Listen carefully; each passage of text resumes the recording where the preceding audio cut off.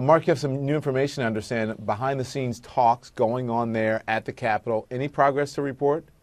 Well, Don, I'd like to say that, in fact, there seems to be some kind of a break in the impasse over how to address the debt ceiling and the continuing resolution, two big issues that Washington has really been struggling with for the past couple of weeks. Unfortunately, there doesn't appear to be one. As you said, Senate Majority Leader Harry Reid just gavelled the Senate out of session. It was in for less than 4 hours.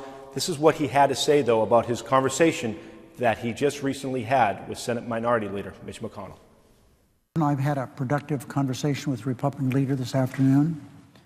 Our discussions were substantive, and we'll continue those discussions. I'm optimistic about the prospects for a positive conclusion to the issues before this country today. And there you have Senate Majority Leader Harry Reid just on the Senate floor moments ago saying that he's had a substantive conversation with Mitch McConnell, the Senate Republican leader. I have to tell you, though, Don, I spoke to somebody very familiar with the negotiations, and this person said, do not expect anything substantive to actually happen tonight. Do not expect some kind of deal to be broken or even major steps in a deal to be taken. This is actually very troublesome for tomorrow morning, as we'll now start to see global markets start to open up. And if the Senate can't be able to get a deal or at least get close to a deal, we'll start to see some movement, I'm sure, in those markets, Don. Okay.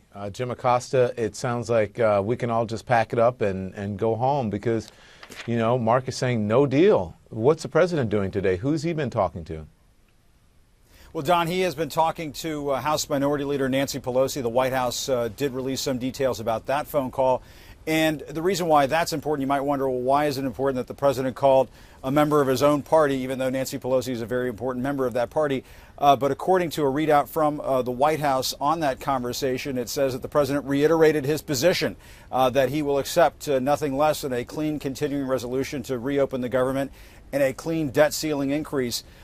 Don, why is that important? That's basically the president's same position all along throughout this entire process.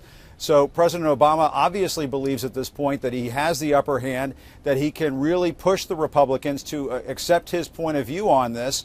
And we're just going to have to wait and see as to what Mitch McConnell and Harry Reid come up with, because that may be the last best hope to avert default at this point, Don. There's not that much time left procedurally to get something done, because obviously it has to get out of the Senate and then go over to the House. And as we saw on Saturday, they passed a clean debt limit extension bill in the Senate, or they tried to pass one, and all Republicans blocked it. It didn't get out of the Senate. And so the fact that it has to go back to the House does not give a lot of people a whole lot of time here in Washington.